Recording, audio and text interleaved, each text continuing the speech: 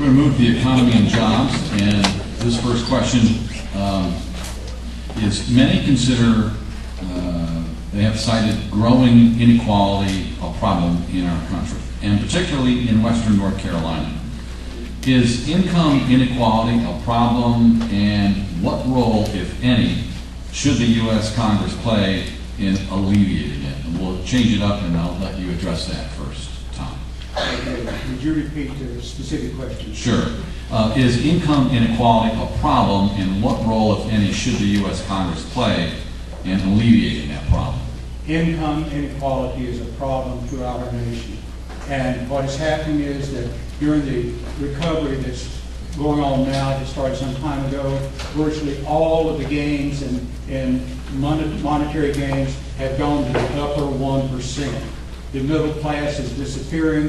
Poor people are getting poorer. $7.25 an hour minimum wage is starvation. It has to be changed. We can change it.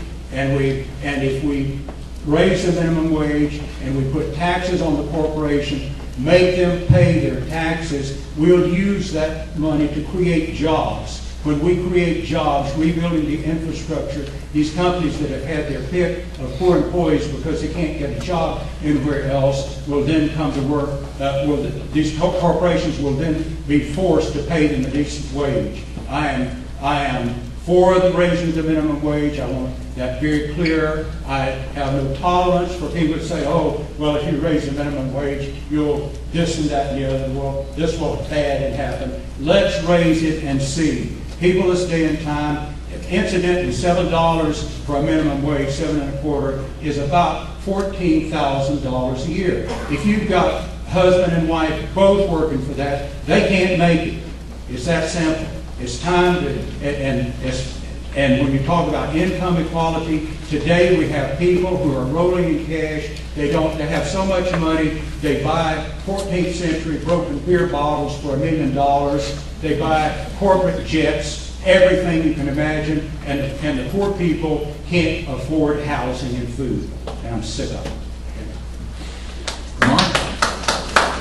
What do you say to those questions? There are a lot of businesses today that are voluntarily raising wages to try and help those employees that they feel are faced with inequality.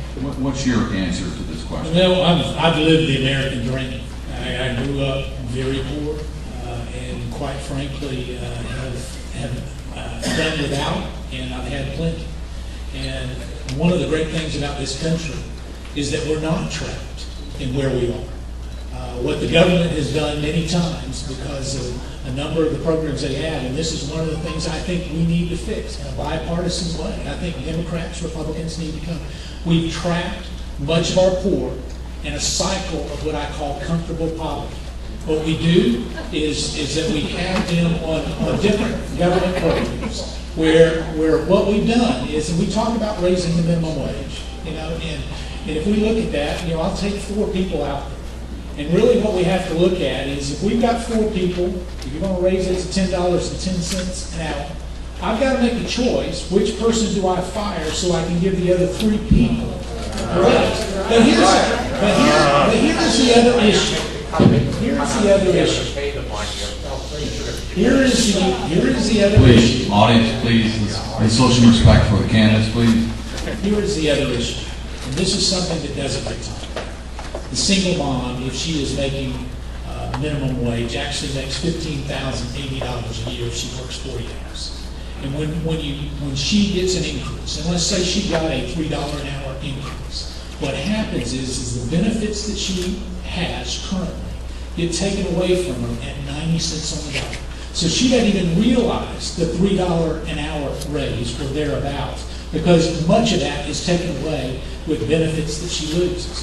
I didn't know that till I went to Congress. We had a hearing, and all of a sudden we started hearing. I said, well, no wonder there is this disincentive. We've got to fix that. That is something that I think we can fix and help people get out of that trap that they're in.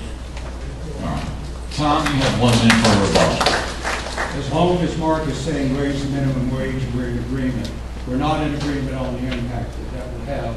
The extra money will put more money in the hands of people who spend every dime they have on goods and services, and it will spur the economy. It is the right thing to do, and we can do that. Mark says he lived the American dream. I lived the American dream too. We just wound up at different places, all right? I grew up we were dirt poor. I grew up in the end of the Depression in East Flat Rock, and my dad had an apple orchard, and it's all we could do to survive. Dad and mother drank hot water for breakfast because we couldn't afford coffee and tea, if you can imagine that. And so I went off to school, had gotten advanced education. It has given me a good standard of living for most of my life. It's just in my old age I have not been as fortunate as Mark has, in that he has made so much more money in speculative enterprises. Mark, you have 1 minute as a rebuttal here.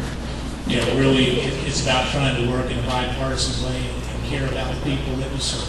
And I can tell you that each and every day, when you go through the 750,000 people that I have the privilege of serving, what you hear are different stories, and the great stories that are encouraging to me are the ones that we can help, are the ones that the veterans who we've reached out to make sure they get their benefits, those who are looking at disability benefits. When you start to work on those kind of things, but here's the problem. Each and every time that we start to have dialogue, it's about redistributing the wealth.